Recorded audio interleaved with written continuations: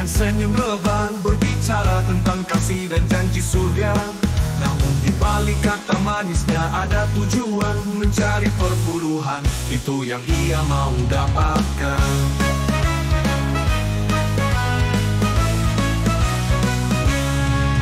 Di depan jemaat ia tampak begitu suci, namun di belakang ia hina mereka yang lain. Katolik dan Islam ia jadikan bahan cemooh, padahal di depan ia seolah menghormati semua orang.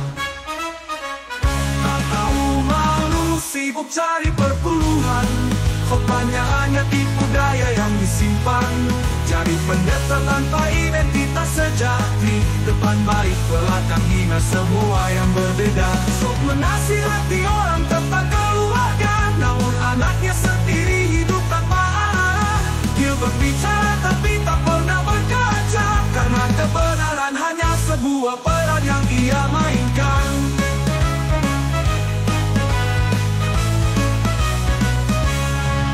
Dia berdiri di atas panggung besar, mengumpulkan uang demi hidupnya sendiri. Jemaat memberi dengan harap diberkati, tapi hatinya jauh dari ajaran yang diberi.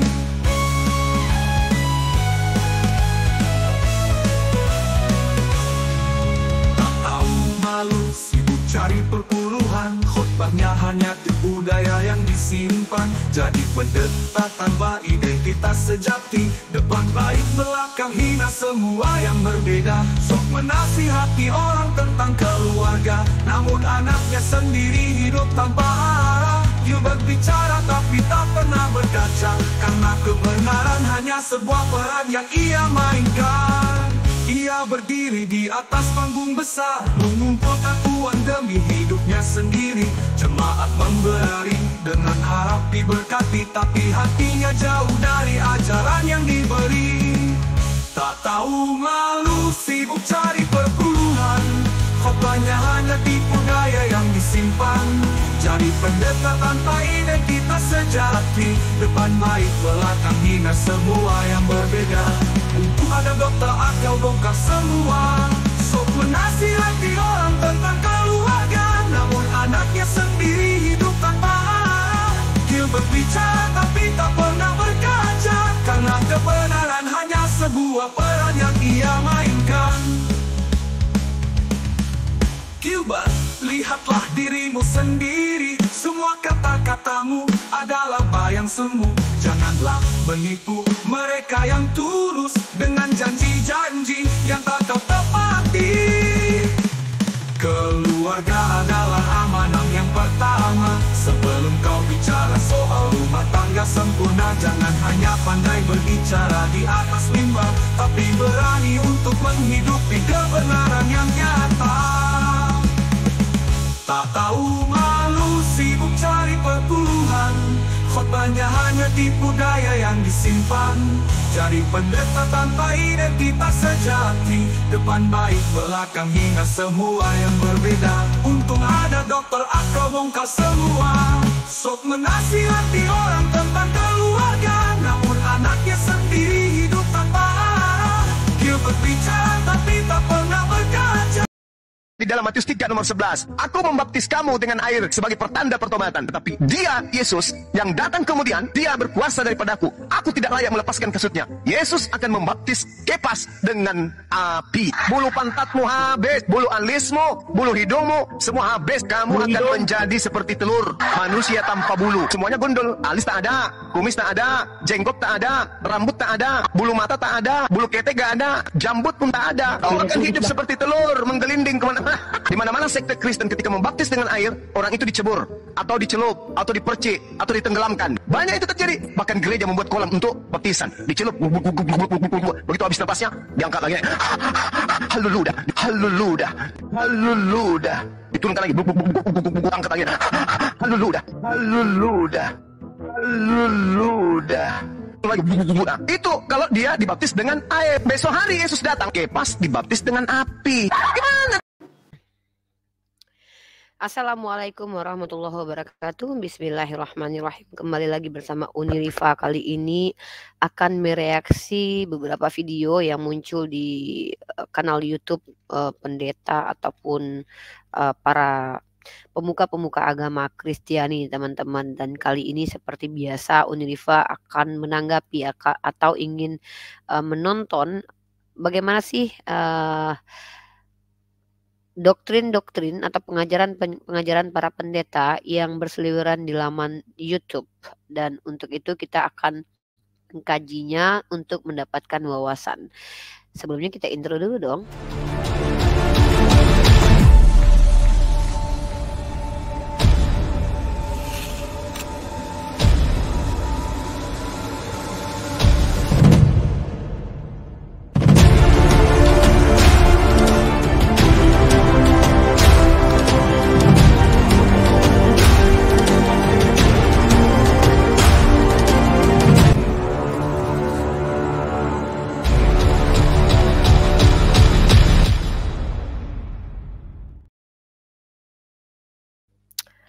Oke, kali ini saya ingin coba untuk mereaksi satu video yang saya pernah reaksi sebelumnya, tetapi ini lebih ke perilaku sih ya. Kalau saya katakan perilaku, karena kalau kita bicara ajaran ini sudah berkali-kali saya ungkap ke publik. Kalau kita bicara ajaran memang kita tidak bisa patokan kepada pendeta saja, karena pendeta itu banyak denominasinya.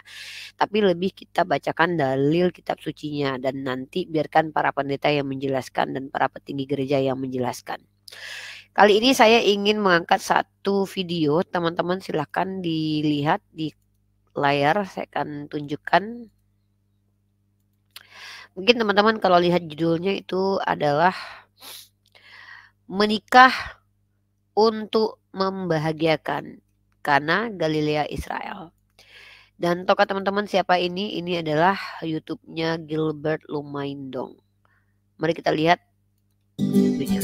Kita masih dalam rangkaian retreat kita di Tanah Perjanjian dengan tema Sea of Victory. Sama-sama bilang, saya melihat kemenangan. Dan hari ini kita mau belajar, kalau mau melihat kemenangan, kita jangan mudah terpengaruh. Bilang sama teman di sebelah kursi saudara, jangan mudah terpengaruh. Salah satu persoalan serius buat kita adalah kalau kita mudah terpengaruh. Agar hidup kita dapat melihat kemenangan, mutlak kita harus kuat dan memiliki prinsip. Sama-sama bilang, saya harus kuat dan punya prinsip. Amin. Di Mount of Beatitudes kita belajar dari Pak Pendeta Daud Tony bahwa berbahagialah orang yang butuh Tuhan, yang miskin di hadapan Tuhan, yang menyadari bahwa saya perlu Tuhan. Ketika kita sadar kita lemah, kita bergantung sama Tuhan. Tapi kalau kita pikir, saya kuat, saya mampu, saya bisa, kita jadi sombong.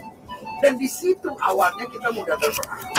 Tetapi kalau kita dapat punya kuat dan memiliki prinsip, kalau kita sadar kita lemah, udahlah, pokoknya saya cuma mau ikut Tuhan aja. Udah, pokoknya saya ikuti prinsip Alkitab. Udah, pokoknya saya nggak miring ke kiri, miring ke kanan. Makanya Alkitab bilang, justru dalam kelemahan mula, kuasaku menjadi sempurna. Sama-sama bilang, hari ini hari berkat. Hari ini hari berkat. Hari ini hari mujizat. Hari ini hari kemenangan.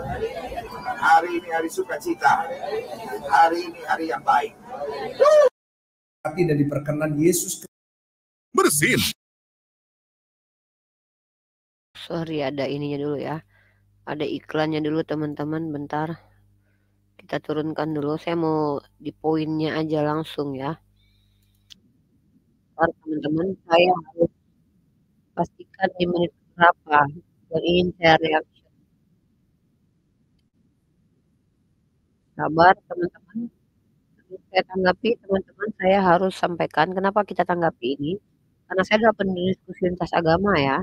Saya mendengarkan banyak sekali ajaran dari teman-teman Kristen sehingga saya lihat berbeda-beda. Nah, ini ya, coba.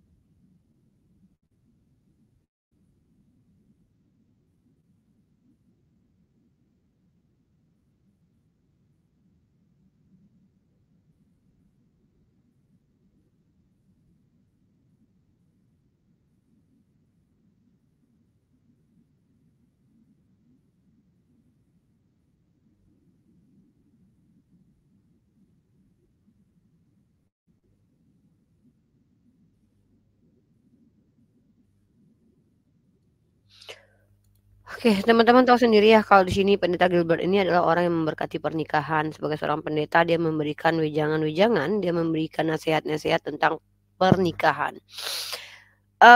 Teman-teman tahu tidak, sering sekali kita mendengarkan bahwa umat Kristen ini dahsyat dengan doanya dalam nama Yesus, dalam nama Yesus.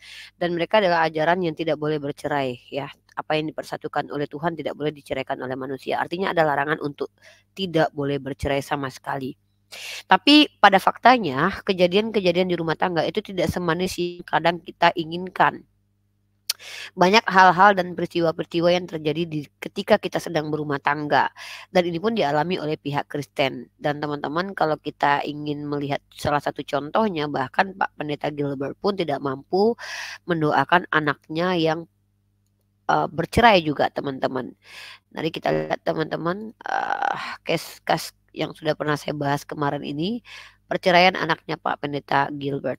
Terjadi kan pasti kan ayah kamu tahu kan apa yang terjadi, pasti nggak sih? Apa advice kepada kamu saat itu? Go home. Go home To Indonesia. tanpa anak-anaknya. Yeah. Terus apa dia punya strategi? Cuma go home aja begitu? Have faith that God will open the way. That's all. Dia nggak pernah bilang okay, I'll find a lawyer, we go back to Australia, bla bla bla, nggak ada.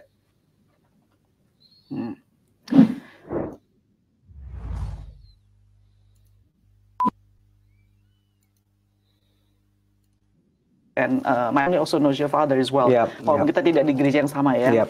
Nah, Pastor Malgeren ya, kamu seorang pastor, oke ya, karena muda banget ya. Berapa muda banget, kayaknya aku 22, tapi aku sebenarnya 31. Aku kayaknya 22, tapi sebenarnya 31. Okay, alright. Kamu sebagai pastor tuh berapa lama? Kalau pastor kan ordain ya. Aku ordain itu seingat aku 2016.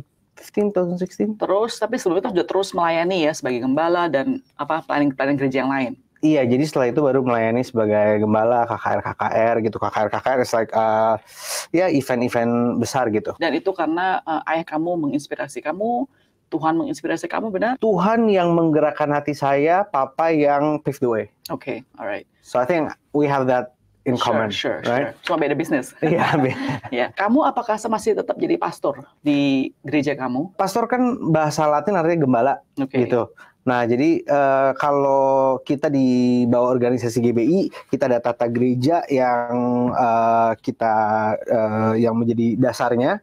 Nah, kalau sekarang saya sudah mengajukan pengunduran diri sebagai pendeta. Kenapa?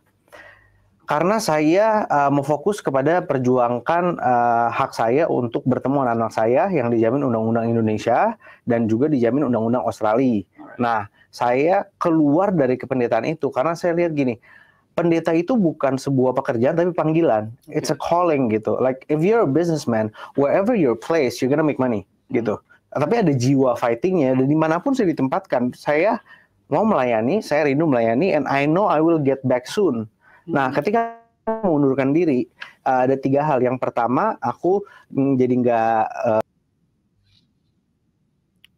Oke, itu dia teman-teman, yang paling penting saya ingin tunjukkan adalah pertama, saya memperlihatkan kepada teman-teman semua bagaimana itu seorang pendeta Gilbert itu menjelaskan atau mendoakan orang-orang yang ingin menikah dan didoktrin bahwa apa yang dipersatukan Tuhan tidak boleh diceraikan oleh manusia. Tetapi pada faktanya tidak bisa dinafikan bahwa dalam rumah tangga banyak sekali peristiwa-peristiwa yang terjadi sehingga membuat orang-orang bercerai. Salah satunya siapa? Anak pendeta Gilbert sendiri, yaitu Garen. Bayangkan, seorang bapaknya yang pendeta sendiri bahkan tidak mampu mendoakan anaknya dalam nama Yesus untuk tidak bercerai. Maka yang menjadi pertanyaan kemudian adalah apa solusi dari Yesus terkait tentang masalah-masalah rumah tangga ini? Karena Yesus sendiri adalah bukan orang yang menikah. Artinya tidak ada apa-apa tentang pernikahan yang bisa Yesus ajarkan untuk hamba-hambanya.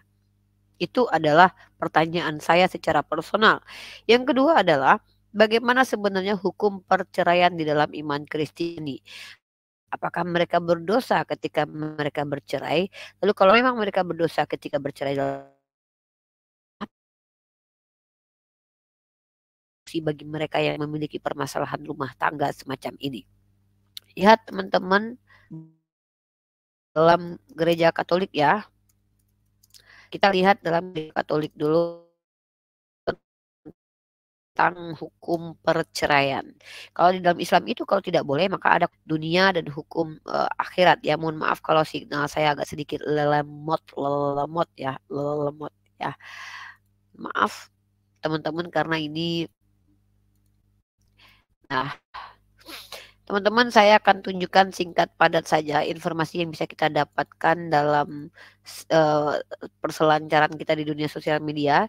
Tidak dikenal adanya perceraian. Dalam kitab hukum kanonik yang mengikat bagi umat Katolik tidak dikenal adanya perceraian. Perkawinan Katolik itu pada dasarnya berciri satu dan untuk selamanya dan tak terceraikan. Nah, kalau kita lihat di www.katolisitas.org, teman-teman perhatikan saya ganti datanya ya. Mungkin saya lebih share screen. Perceraian dalam iman Katolik. Ini adalah salah satu data di katolisitas.org tentang perceraian. Perceraian adalah perpisahan secara hukum dari kedua orang yang telah menikah. Nah, Gereja Katolik melarang perceraian. Ini ya poinnya. Nah, permasalahannya adalah ketika perceraian ini dilarang, tetapi ada yang bercerai, mereka ini kemana muaranya nanti? Neraka atau surga? Kalau mereka membantah ajaran Kristen, mereka ini masuk neraka atau surga? Atau diampuni? Kalau diampuni ya nggak apa-apa, melanggar. Atau diampuni juga kan kalau minta ampun. Kalau mereka pada akhirnya masuk surga juga, ya berarti tidak ada manfaatnya pelarangan hukum perceraian di dalam iman Kristiani. Kalau pada akhirnya mereka masuk neraka, ya berarti Yesus tidak bisa menyelamatkan. Karena Yesus pada akhirnya percuma dan sia-sia mati di tiang salib. Karena toh akhirnya mereka berbondong-bondong masuk neraka karena perceraian di Kristen juga tidak sedikit, teman-teman. Ya, nah jadi banyak artis-artis sendiri yang juga bercerai, bahkan Nafa Urbah sendiri yang pernah memberikan kondom kepada suaminya ketika suaminya berzina, pada akhirnya tidak mampu untuk tidak bercerai ya. Dan kita lihat data-data banyak artis Kristen ya. Kalau kita lihat data, kadang-kadang ini yang harus kita bahas. Dalam Islam sendiri ada aturannya dan teman-teman tahu bagaimana hukum dalam Islam. Kita lihat di sini. Seperti Giselle Anastasia, banyak umat Kristen yang bercerai itu banyak dari kalangan tokoh-tokoh ya. Seperti Ahok juga bercerai. Nah, jadi kalau kita bicara apakah mereka ini pada akhirnya masuk neraka atau masuk surga, kenapa saya pertanyakan seperti itu? Karena ini konsekuensi atas keselamatan yang mereka janjikan. Mereka selalu mengatakan bahwa agama Kristen menjanjikan keselamatan dan dengan kematian Yesus mereka telah terselamatkan dari dosa-dosa mereka. Tetapi ketika terjadi bahwasannya banyak perceraian di dunia dan dilakukan oleh umat Kristiani yang menjadi pertanyaan, mereka ini masuk surga atau masuk neraka? Mereka ini dibenarkan atau tidak dibenarkan? Kalau mereka dibenarkan, maka artinya tidak ada konsekuensi dari pelarangan. Kalau dalam Islam jelas tidak akan mencium bau surga perempuan yang meminta cerai tanpa ada alasan yang jelas dalam agama Islam. Jelas sekali dalilnya. Bahkan di dalam Islam sendiri, perkara yang sangat dibenci oleh Allah jatuhnya talak. Perkara yang halal dan bahkan ketika seseorang mentalak maka dia berhak untuk memberikan hak-hak si perempuan tersebut. Dan ini dalam Islam diatur dengan sedemikian rupa dan seadil-adilnya. Bahkan perempuan pun yang tidak bisa bersama dengan suaminya pun boleh meminta untuk berpisah. Namanya khulu. Satu lagi saya lupa namanya. Jadi artinya di dalam Islam itu ketika ditanya apa solusi dari permasalahan rumah tangga yang semacam ini, maka ada solusi dari Islam. Apa permasalahan dari masalah seperti ini, maka ada solusi dari Islam. Perceraian itu adalah hal yang dibolehkan tapi dibenci. Sebenarnya ini adalah solusi, sama seperti poligami. Poligami pun adalah solusi, tidak diwajibkan tetapi bisa menjadi solusi bagi permasalahan rumah tangga. Contoh, mohon maaf, banyak sekali peristiwa-peristiwa yang kita tidak alami tapi dialami oleh orang lain, maka kita tidak berhak mengintervensi orang lain dengan apa yang mereka alami. Ada orang-orang yang di luar sana suami istrinya keluar kota untuk bekerja, teman-teman. Secara biologis mereka terganggu akan hal itu. Maka bagaimana si suaminya? Si suaminya harus diizinkan berpoligami. Itu salah satu solusi. Lalu bagaimana istrinya? Istrinya berhak untuk menolak suaminya. boleh untuk memilih suami lain, boleh untuk bercerai. Kenapa? Karena itu adalah kesepakatan bersama. Daripada mereka membuat dosa besar yaitu dengan berzina nanti, maka ada hukum-hukum yang boleh dilakukan. Maka dalam Islam itu supaya tidak terjadi permasalahan yang besar, diperlukan pemahaman yang benar atas pernikahan. Jadi seandainya saya tidak mau bercerai dengan suami saya tidak mau suami saya apa, ya sudah sama-sama kan berserah diri kepada Allah, bertawakal kepada Allah, bersabar. Bahkan ketika kalian mampu bersabar atas apa yang kalian hadapi, saya nak mau minta cerai sama suami saya, walaupun dia bekerja di luar kota, saya tidak mendapatkan nafsu secara biologis. Maka orang yang bersabar atas peristiwa ini adalah orang yang luar biasa mendapatkan ridho dari Allah. Karena orang bersabar itu bersama dengan Allah. Tinggi makomnya. Jadi keputusan kita itu menambahkan makom kita sendiri, teman-teman ya. Gitu. Jadi ketika saya sendiri adalah orang yang pada akhirnya memilih untuk tunduk dan patuh kepada hukum Islam, maka saya itu diberikan keputusan sendiri. Kalau saya sanggup bersama suami ini yang memang tidak ada cacat, tidak ada celah, dan dia tidak bermasalah, dan dia menambahkan keimanan kepada Allah, kenapa saya tidak bersama dia? Tapi kalau bersama suami saya justru saya lebih banyak berdosa, kenapa saya boleh meminta mundur? Begitu juga dengan laki-laki. Ketika laki-laki ini tidak bisa menjaga istrinya, atau dia tidak bisa, istrinya tidak bisa menjaga dia, maka dia boleh mentalak istrinya. Hak dia, karena dia akan menghidupi. Begitu. Nah, begitupun juga dengan perempuan. Maka jadi perempuan itu kita harus sebaik-baiknya. Semua apa yang diberikan oleh Islam itu men-trigger manusia untuk menjadi lebih baik. Bagaimana dalam Kristen?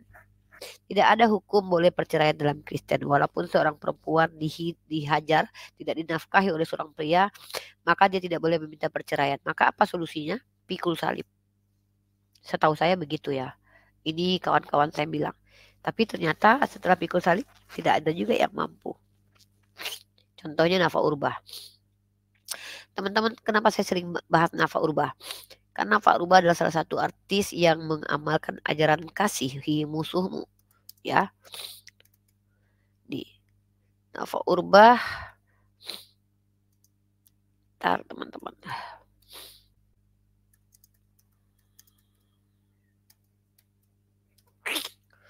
Perhatikan ya, Nafa Urbah persiapkan kondom. Nah, ini dia. Ajaran kasihi musuh nih. Ya. Nafa Urbah pernah persiapkan kondom ketika suaminya Zekli selingkuh, Melanie Ricardo geleng-geleng. Ini yang dilakukan oleh perempuan-perempuan Kristen, teman-teman, ketika menghadapi perselingkuhan suami. Kalau mereka dihajar, ditampar, ya mereka harus bersabar. Kalau di Islam tidak ada sabar sampai seperti itu ya. Tidak ada yang kita dibolehkan menzolimi diri. Nah, perkara hawa nafsu itu kan perkara kesenangan tuh. Kesenangan itu kan tidak mesti harus diturutkan. Paham nggak? Jadi ketika tidak dapat biologis, kalau itu menyiksa diri dan kemudian membuat asbab jadi fitnah, maka memang lebih baik kita berpisah. Tapi kalau kita tahu suami kita keluar kota mencarikan rezeki buat kita, apakah iya kita akan minta cerai dengan suami kita seperti itu? Dia sudah effort keluar kota hanya karena tidak mendapatkan hubungan biologis lalu kita minta cerai. Bahkan itu bisa jadi termasuk perceraian tidak alasannya yang tidak jelas. Karena dia meninggalkan kita untuk menafkahi kita. Nah, disinilah perempuan akan diuji oleh Allah. Bagaimanakah sikap dan akhlaknya kepada suami. Nah, jadi di dalam Islam itu segala sesuatu itu ada yang namanya risiko.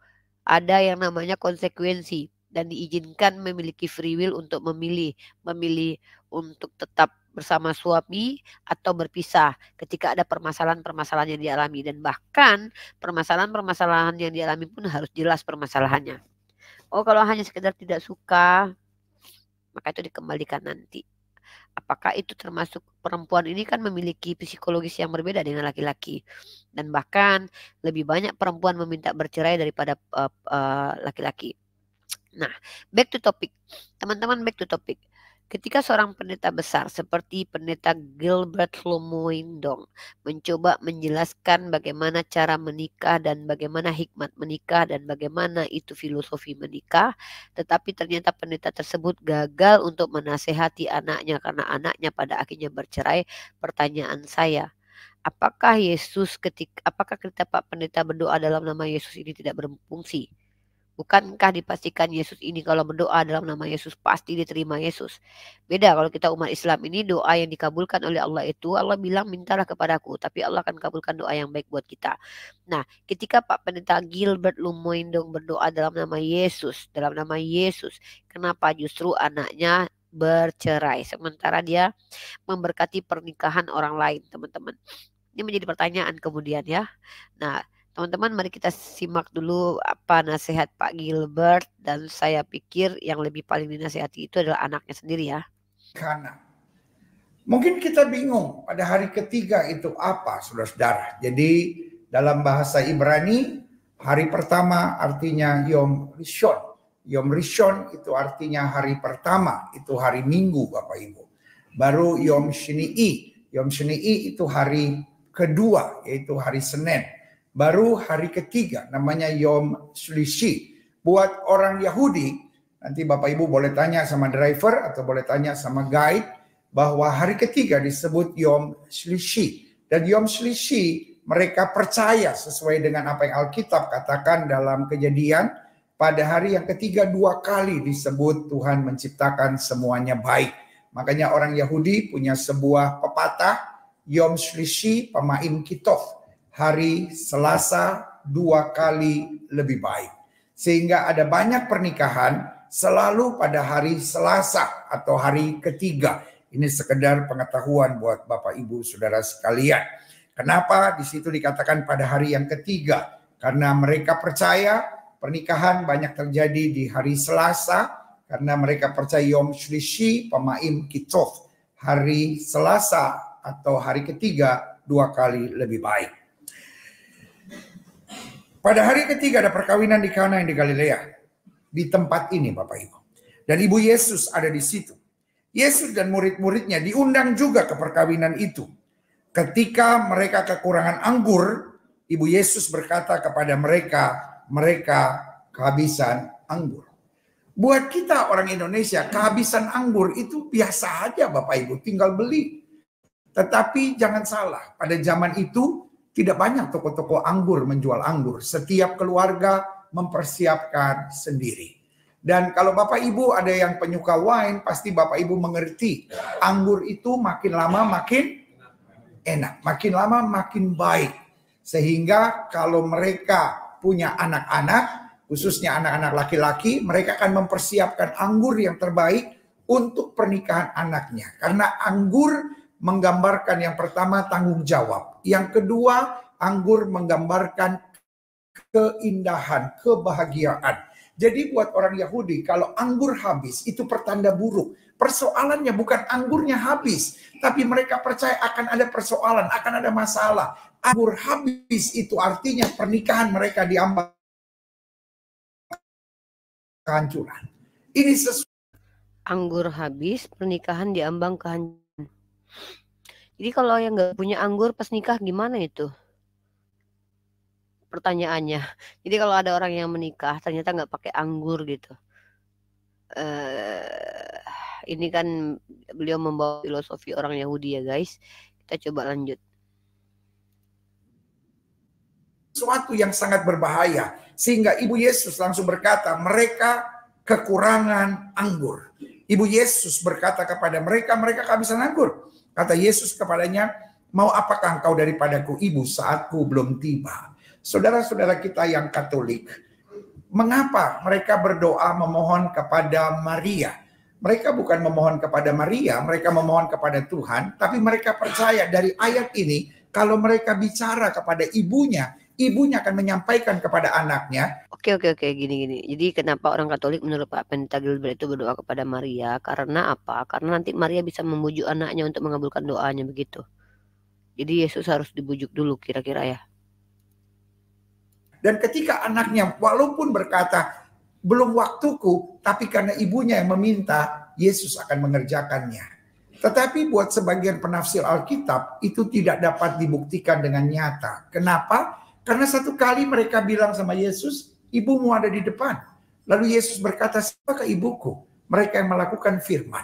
Sehingga penafsiran kemudian berkata, bukan karena ibu Yesus, maka Yesus merubah air tawar menjadi anggur manis. Tetapi karena keluarga yang hancur, Yesus siap buat apa saja. Oh, jadi bukan karena ibunya yang minta, guys. Tapi kenapa Katolik minta sama Bunda Maria kalau memang Yesus merubah anggur bukan karena ibunya gitu? Karena Yesus nggak mau rumah tangga orang hancur, kan begitu ya? Tapi masalahnya banyak sekali umat Kristiani yang rumah tangganya hancur.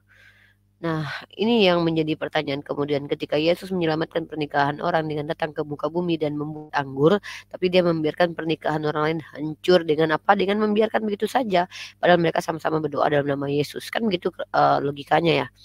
Masalahnya Yesus itu adalah Tuhan yang datang mengeksiskan dirinya dalam bentuk fisik gitu. Dan ini sangat tidak adil sekali kemudian ketika dia menyelamatkan pernikahan orang yang waktu dia zaman hidup itu dia sejaman dengan orang itu, tapi dia membiarkan pernikahan orang Kristen lainnya bercerai-berai. Kan ini kemudian yang menjadi pertanyaan. Ya karena saya bertanya seperti ini karena ini masuk akal. Karena bagi saya ketika Tuhan datang di abad pertama saja itu sudah tidak adil. Karena kasihan orang-orang sebelumnya tidak pernah melihat Tuhan, orang-orang setelah tidak bisa melihat Tuhan. Sementara Tuhan hanya dilihat oleh orang-orang yang hidup sejaman dengan dirinya sendiri. Maka ya tidak adil sih menurut saya. Ini menurut saya kalau saya punya Tuhan yang seperti ini bagi saya tidak adil gitu. Lanjut. Yang setuju sama saya katakan Yesus siap buat apa saja untuk keluarga. Sama-sama bilang Yesus siap buat apa saja buat keluarga. Changing weather and air pollution.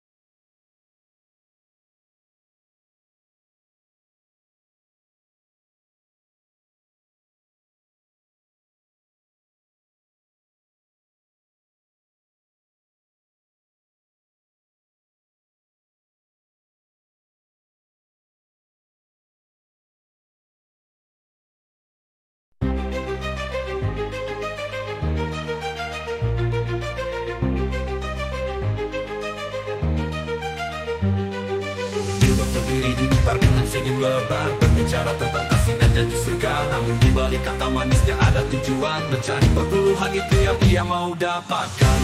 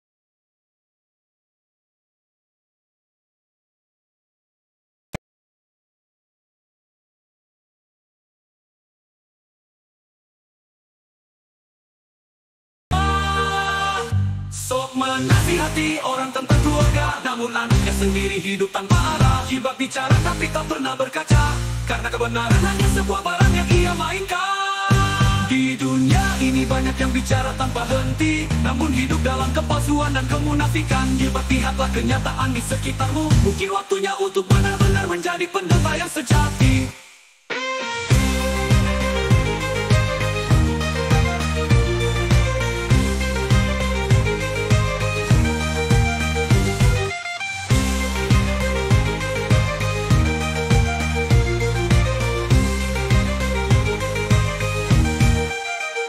Gilbert Parjeri tanpa bicara tanpa henti, namun hidup dalam kepalsuan dan kemunafikan. Lihatlah kenyataan di sekitarmu, mungkin waktunya untuk benar-benar menjadi pendeta yang sejati.